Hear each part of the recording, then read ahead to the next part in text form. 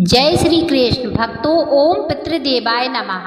पितृपक्ष का यह पावन समय अत्यंत श्रद्धा और भक्ति से मनाने योग्य है। यह केवल श्राद्ध और तर्पण करने का अवसर नहीं है, बल्कि अपने पितरों को स्मरण करने और उनका आशीर्वाद प्राप्त करने का श्रेष्ठ मार्ग है। शास्त्रों में कहा गया है कि पितृ कथाओं का श्रवण किए बिना श्राद्ध अधूरा रहता है। इसी कारण इस पवित्र अवसर पर हम आप सभी को पितृपक्ष की दिव्य कथाएं और गढ़ प्रसंग सुनाएंगे, जिनका श्रवण करने से श्राद्ध की पूर्णता होती है और पितरों का आशीर्वाद सहज प्राप्त होता है। इन कथाओं को श्रद्धा भाव से सुनना अपने पूर्वजों को जलांजलि अर्पित करने के समान है।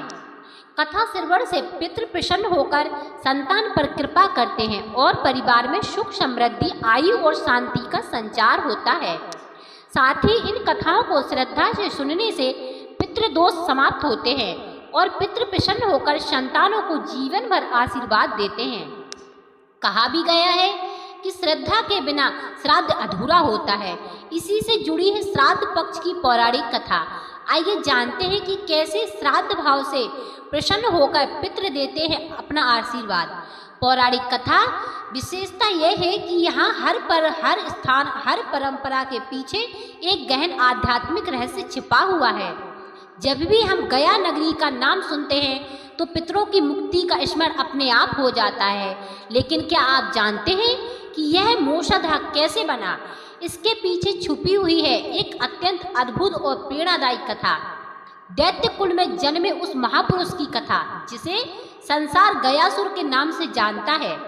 दैत्य कुल का नाम सुनते ही मन में आतंक, पाप और अत्याचार की छवि आती है। लेकिन जिस प्रकार कीचड़ में कमल खिलता है, उसी प्रकार दैत्य वंश ने भी इस सृष्टि को महान भक्त और धर्मात्मा दिए, जैसे प्रहलाद और बलि। इन्हीं भक्तों की श्रेणी में एक और पावन नाम आता है गया, जिसे गयासुर भी कहा गया है।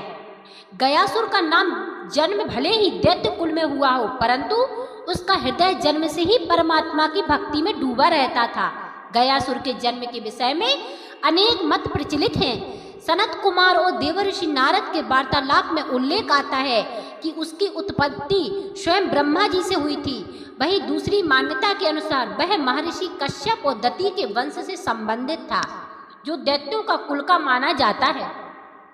चाहे उसका जन्म कहीं से भी हुआ हो, किंतु उसकी आत्मा ईश्वर प्रेम से भरी हुई थी। उसका शरीर अत्यंत विशाल था। भागवत के अनुसार उसका शरीर 125 योजन लंबा और 60 योजन चौड़ा था। गयासुर ने एक बार कठोर तपस्या करने का निश्चय किया। वह कोलाहल पर्वत पर गया और 1000 वर्षों तक शरद ऋतु की भीषण तपस्या करता रहा। उसकी तपस्या से पूरी सृष्टि प्रभावित हो उठी। इंद्र और अन्य देवताओं को भय हुआ कि कहीं गयासुर अपनी साधना से स्वर्ग का राज्य ना छीन ले। वे सभी ब्रह्मा जी के पास पहुंचे और समाधान मांगा। ब्रह्मा जी उन्हें लेकर भगवान शिव के पास गए। तब महादेव जी ने कहा, जो भी तप करता है उसे उसका फल अवश्य ही मिलता है। गयासुर कोई साधारण तप नहीं कर रहा है, वह तो स्वयं भगवान विष्णु की तपस्या कर रहा है। अतः हमें नारायण से ही उसका उपाय पूछना होगा। तब ब्रह्मा, शिव और सभी देवता मिलकर श्री हरि विष्णु के पास पहुंचे। भगवान विष्णु ने उनका स्वागत किया और आश्वस्त किया कि गयासुर स्वर्ग का राज्य नहीं प्राप्त करेगा, किंतु उसकी तपस्या से प्रसन्न होकर वे उसे दर्शन देंगे। फिर श्री हरि गयासुर के समक्ष प्रकट हुए और पूछा, हे गयासुर, तुमने इतनी घोर तपस्या किस कारण से की है? गयासुर ने विनम्र भाव से उत्तर दिया, प्रभु, मेरे तप का एकमात्र उद्देश्य आपके दर्शन ही थे। मुझे और किसी वस्तु की चाह नहीं है। उसकी निर्मल भक्ति और सच्चरित्रता देखकर भगवान विष्णु अत्यंत प्रसन्न हुए और उसे कोई भी वरदान मांगने को कहा। अब गयासुर के मन में विचार आया, मैं अपने लिए क्या मांगूं? यदि मेरा जीवन दूसरों के कल्याण के काम आ सके तो वही सबसे बड़ा वरदान होगा। यही सोचकर उसने कहा, हे सर्वेश्वर, यदि आप मुझे कुछ देना चाहते हैं तो यह आशीर्वाद दीजिए कि मेरे दर्शन मात्र से ही कोई भी जीव मोक्ष को प्राप्त कर ले। श्री हरि ने उसकी निश्चल भावना देखकर उसे वही वरदान प्रदान कर दिया। अब स्थिति ऐसी हो गई कि जो भी प्राणी गयासुर को देखता वह तुरंत बैकुंठ चला जाता।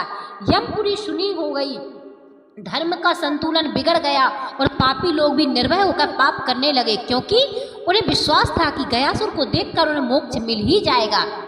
इस प्रकार जो वरदान जीवों के कल्याण के लिए मांगा गया था, वही उनके लिए अभिशाप बन गया। सृष्टि में बड़ी अव्यवस्था फैल गई और देवताओं ने पुनः श्री हरि की शरण लेकर प्रार्थना की, प्रभु आपके ही वरदान के कारण यह संकट खड़ा हुआ है, कृपया इसका समाधान कीजिए।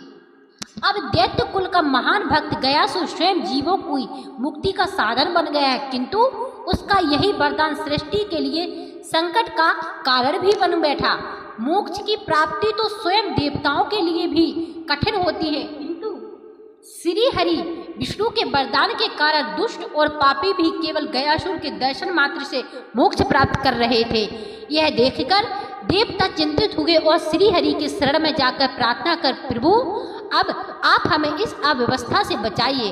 तब श्री हरि विष्णु ने ब्रह्मदेव से कहा, हे वेदों के ज्ञाता, आप जगत कल्याण हेतु एक महान यज्ञ का आयोजन कीजिए और उस यज्ञ की भूमि के लिए गयासुर से उसका शरीर मांग लीजिए।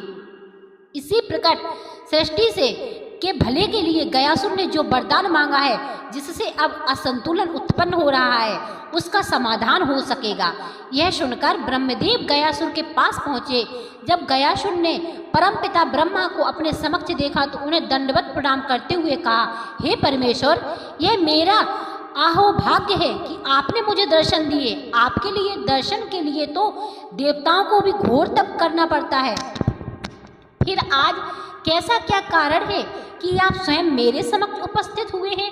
ब्रह्मदेव मुस्कुराकर बोले, हे भक्त श्रेष्ठ, श्री हरि की इच्छा है कि पृथ्वी पर एक ऐसा यज्ञ संपन्न हो जैसा ना तो आज तक हुआ हो और ना ही भविष्य में कभी होगा। उनकी इच्छा है कि उस यज्ञ का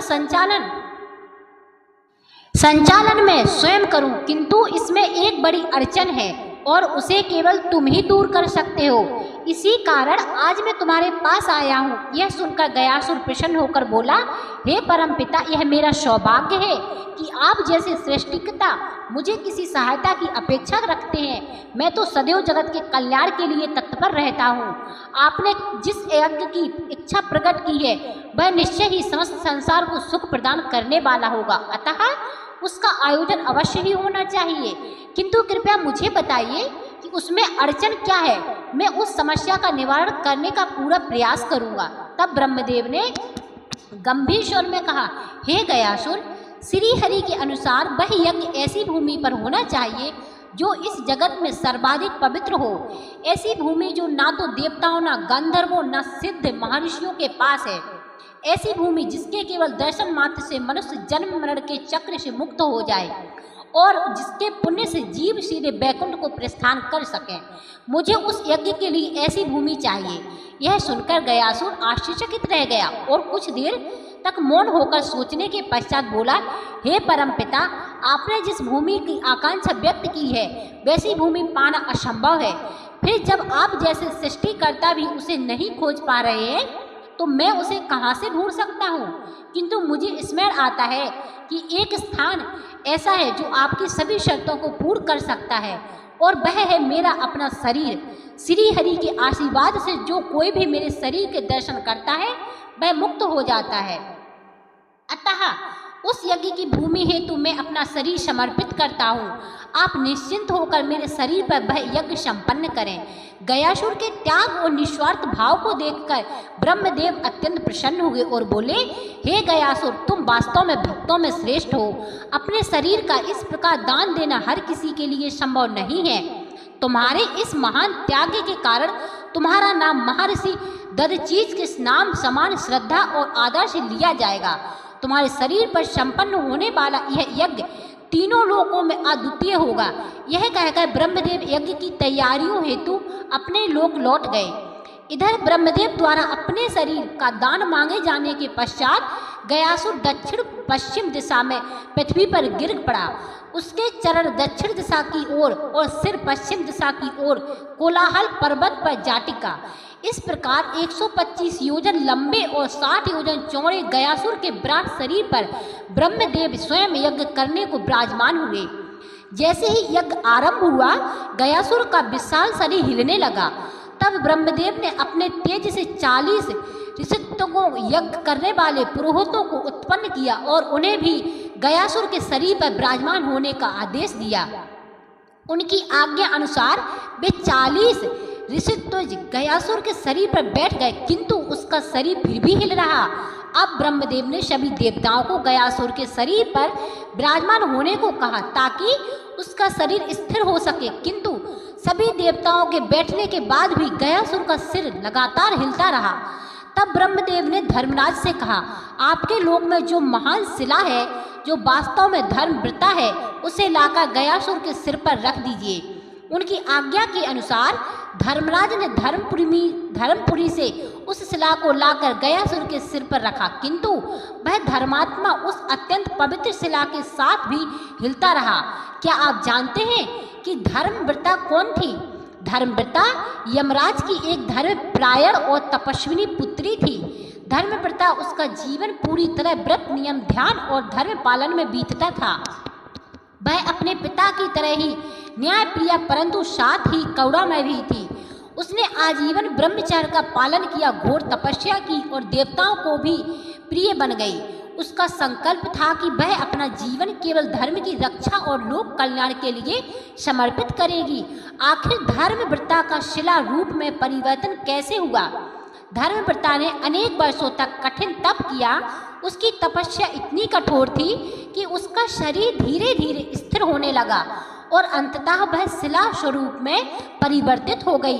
देवताओं ने उस वरदान दिया, हे धर्मवृता, तुम शिला रूप में रहकर भी संसार का कल्याण करोगी। तुम्हारे ऊपर बैठकर किए जाने वाले किसी भी यज्ञ, पिंडदान और श्राद्ध से समस्त पितरों की तृप्ति और मोक्ष मिलेगा। इस प्रकार धर्मवृता धर्मशिला या धर्मवृता शिला कहलाने लगी। तभी से यह शिला प्रेत शिला नाम से प्रसिद्ध हुई। धर्मवृता शिला केवल एक पत्थर नहीं है, बल्कि धर्म, तपस्या और भक्ति का प्रतीक है, जिसने गयासुर की कथा को पूर्णता दी और गया को पितृ मोक्ष धाम बनाया। कथा में आगे बढ़ते हैं। जब धर्मात्मा उस अत्यंत पवित्र शिला के साथ भी हिलता रहा, तब ब्रह्मदेव ने भगवान विष्णु से सहायता मांगी। श्री हरि ने अपने ही रूप से एक मूर्ति प्रकट की और उसे गयासुर पर रखने को कहा। जब विष्णु रूपी मूर्ति को भी गयासुर पर रखा गया, तब भी उसका हिलना बंद नहीं हुआ। अंततः भगवान विष्णु ने महादेव से सहयोग मांगा। तब महेश्वर ने कहा, हम त्रिदेव यदि स्वयं इस असुर पर स्थित हो जाएं, तभी भी यह स्थिर हो सकता है। फिर ब्रह्मा अपने 5 रूप परम पितामह, फाल्गु वेश, केदार और कनकेश्वर के में गयासुर पर विराजमान हुए। श्री हरि अपने 3 रूपों जनार्दन, पुंडरीक और गदाधर में वहां विराजे। अंत में भगवान शंकर अपने एक रूप के साथ गयासुर के शरीर पर बैठे। इसके बाद श्री हरि ने अपनी गदा गयासुर के सिर पर स्थित धर्मवृता शिला पर रखी और तभी गयासुर स्थिर हो गया। इसी कारण भगवान विष्णु का एक नाम गदाधर भी पड़ा। तब गयासुर ने भावपूर्ण वचन कहे, हे प्रभु, मुझे तो वरदान भी आपसे ही प्राप्त हुआ था। यज्ञ हेतु मैं अपना शरीर पहले ही ब्रह्म देवा को दान में दे चुका हूँ। फिर आप मुझे अपनी गदा से क्यों प्रताड़ित कर रहे हैं? जब मैं अपना सब कुछ त्याग सकता हूँ, तो क्या केवल आपकी आज्ञा पर स्थिर नहीं हो सकता? यदि ब्रह्मदेव या महादेव में से कोई भी मुझे एक बार आज्ञा दे दे, तो मैं स्थिर हो जाऊंगा। उसके ऐसे वचन सुनकर त्रिदेव बड़े प्रसन्न हुए और उसे स्थिर होने की आज्ञा दी। तब गयासुर उनकी आज्ञा का पालन करते हुए स्थिर हो गया। उसकी भक्ति से प्रसन्न होकर त्रिदेवों ने उसे वरदान मांगने को कहा। गयासुर बोला, हे प्रभु, यदि आप मुझ पर प्रसन्न हैं, तो मुझे यह वरदान दीजिए कि जब तक सृष्टि रहे, आप त्रिदेव मेरे ऊपर स्थित रहे, यह तीर्थ मेरे नाम से प्रसिद्ध हो और यहाँ मुझ पर स्थित सभी देवता मूर्ति रूप में सदा विद्यमान रहे। जो कोई भी सच्चे मन से यहाँ पूजा करे, उसे मोक्ष की प्राप्ति हो।